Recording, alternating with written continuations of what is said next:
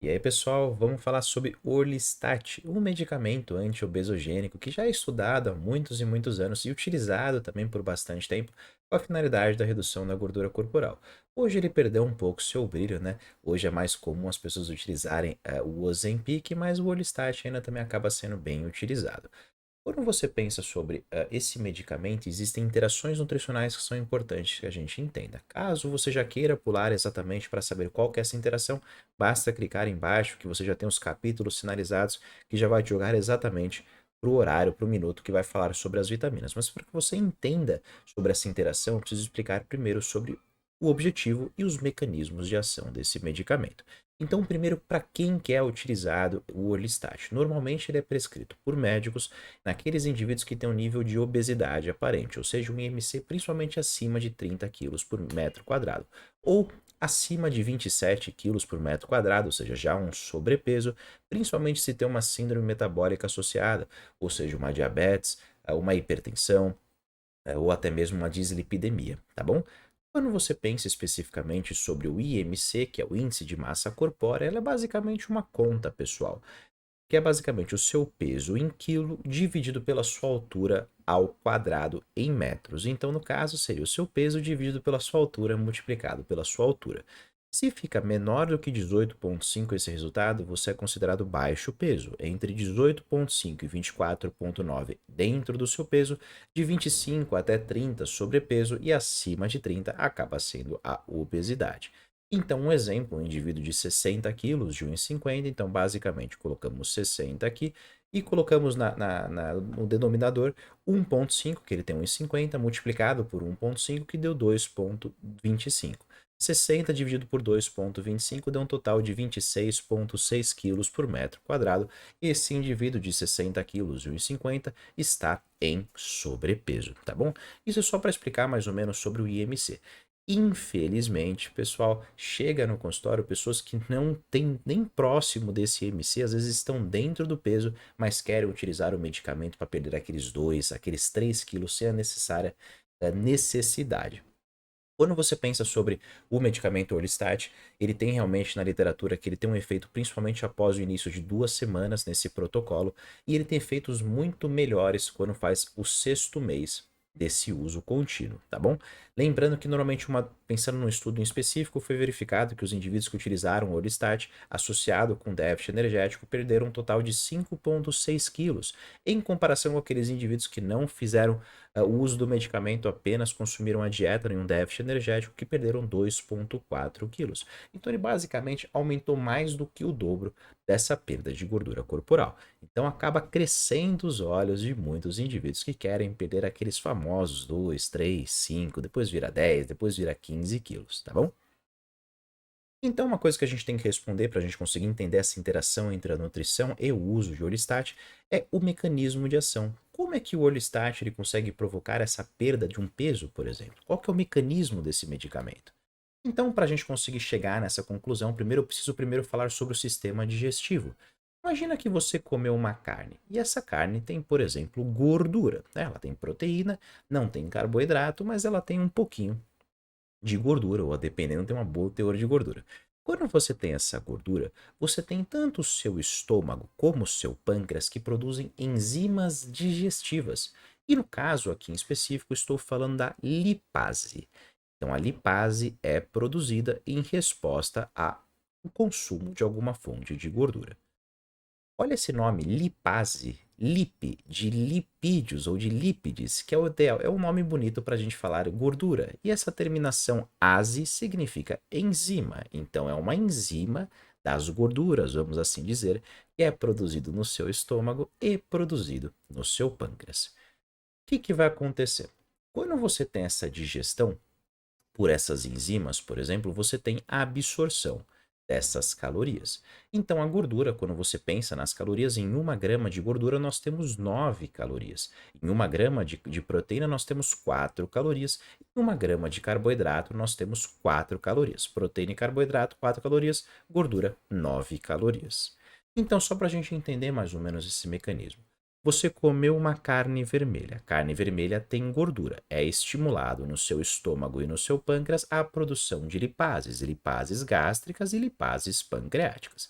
Elas vão hidrolisar essas gorduras, esses triglicerídeos, e vão quebrar em moléculas menores, que são os ácidos graxos e os monoacilglicerol. Por quê? Porque quando elas estão em tamanhos menores, o seu intestino, por exemplo, consegue fazer a efetiva absorção. E onde entra o medicamento? O Orlistat, ele é um inibidor das suas lipases. Ele reduz a quantidade, a concentração da lipase que é produzida no seu estômago e no seu pâncreas.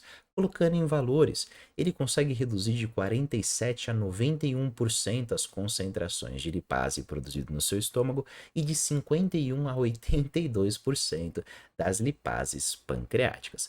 Quando você inibe uma enzima que vai fazer a digestão dessa gordura, você vai reduzir então a digestão dessa gordura. Não conseguindo quebrar esses triglicerídeos em moléculas menores para ser absorvida, o que o seu corpo vai fazer? Vai excretar. Vai provocar então, por exemplo, às vezes fezes mais amolecidas, com teor maior de muco, que é bem característico aos indivíduos que fazem o uso de Orlistat e fazem, por exemplo, o consumo de alguma alimentação, de alguma refeição que tenha bastante gordura, tá? Então, qual que é basicamente a ideia do medicamento? A partir do momento que você chega e você inibe a absorção das gorduras desse alimento, vamos supor, por exemplo, providos desses vestígios dentro da carne, você consegue consequentemente fornecer menos caloria. Lembrando que 1 grama de gordura contém 9 calorias. Então você está eliminando, excretando mais calorias do que você às vezes conseguiria absorver sem adicionar esse medicamento. Então, você tendo menos absorção e maior excreção, aqui especificamente falando das gorduras, você tem o menor absorção de calorias, mesmo ingerindo uma quantidade adequada. Então, o que você faz? Você amplia, você aumenta o déficit energético, provocando um déficit energético maior, consequentemente, você vai perder mais peso.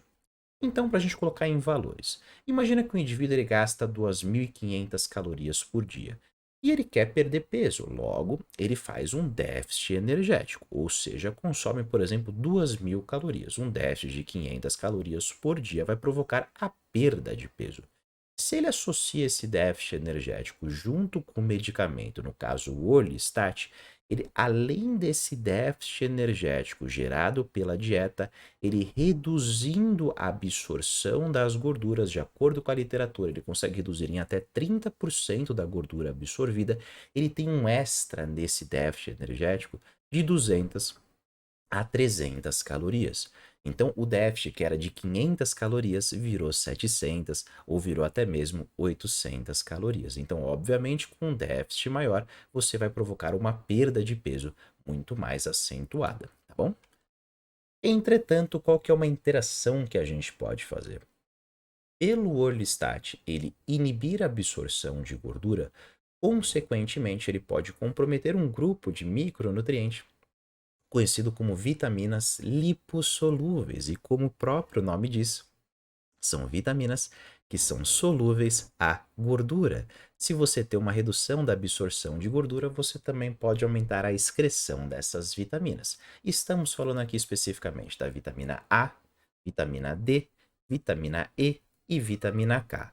De acordo com a literatura, porque teoricamente falando, quando você tem, consequentemente, uma redução da lipase por uma utilização do Orlistat, você vai absorver menos gordura e absorvendo menos gordura você vai ter menos ADEC, que são as vitaminas lipossolúveis.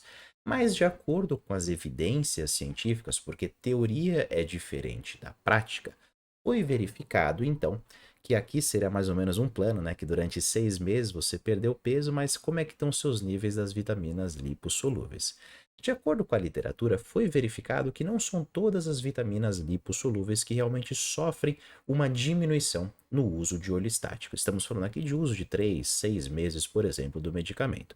Em específico, tem duas que sofrem bastante deficiência, que é a vitamina D e a vitamina E. A vitamina A não encontraram uma certa deficiência, mas encontraram deficiência em beta-caroteno. E vitamina K realmente também não encontraram uma certa relação do uso do Orlistat. Então, é sugerido, como a própria bula do medicamento fala, e também aqui no caso eu peguei um quote do PubMed falando assim, ó, pelo Orlistat inibir a absorção de vitaminas lipossolúveis e outros nutrientes solúveis em gorduras, os pacientes deveriam, né, é sugerido no caso, utilizar multivitamínicos que contenham as vitaminas A, D, E, K e beta-caroteno uma vez por dia, numa tentativa principalmente de evitar uma possível deficiência de um colateral desse medicamento. Então, quando vamos pensar sobre o momento de administração, vamos supor que você fez o consumo de uma refeição e, de acordo com as prescrições médicas, é sugerido utilizar, por exemplo, o Orlistat durante a refeição ou até 1 hora para você conseguir atrapalhar, vamos assim dizer, a absorção desses nutrientes. Com a menor redução de lipase produzido no seu pâncreas e no seu estômago pela utilização do Orlistat, se você vai lá e usa um suplemento, você só vai aumentar a excreção dessas vitaminas. Então, não é sugerido você fazer a suplementação junto com o uso concomitante ao Orlistat. De acordo com a literatura, novamente, é sugerido você fazer a suplementação dessas vitaminas lipossolúveis para corrigir uma deficiência ocasionada pelo medicamento dessas vitaminas, né, no caso A, D, E e K, 2 horas depois da administração do medicamento. Então vamos supor que você almoçou meio-dia, você usou o medicamento meio-dia e meio, você só vai tomar esses suplementos de vitaminas lipossolúveis lá para umas 2 horas e meia, 3 horas da tarde, tá bom? E quando você pensa sobre concentrações e dosagens, isso aqui vai depender muito, pessoal. Primeira coisa, existe uma deficiência? Então você pode pedir exames de sangue para verificar como estão os níveis de vitamina D, os níveis de vitamina E, os níveis de vitamina K, seja por exemplo o tempo de protrombina, tá bom? Se você não encontra uma deficiência, você pode simplesmente suplementar de acordo com a recomendação diária. Então, beta-caroteno é algo em torno de mais ou menos 1.800 microgramas por dia, vitamina D 600 UI por dia, vitamina E você pode trabalhar com 15 miligramas apenas ou 24 UI, e a vitamina K2 no formato MK7, que é uma boa biodisponibilidade dessa vitamina K, você poderia trabalhar, por exemplo, com 100 microgramas por dia, fornecendo basicamente a recomendação diária, diferente se for apresentada uma deficiência. Se já existe uma deficiência por um uso anterior a esse medicamento, ou até mesmo uma péssima nutrição, talvez seja interessante aumentar a dose desse suplemento para corrigir essa deficiência e depois só fazer a manutenção ao longo do uso desse medicamento, tá bom? Espero que vocês tenham gostado, espero que vocês tenham entendido e até o próximo vídeo.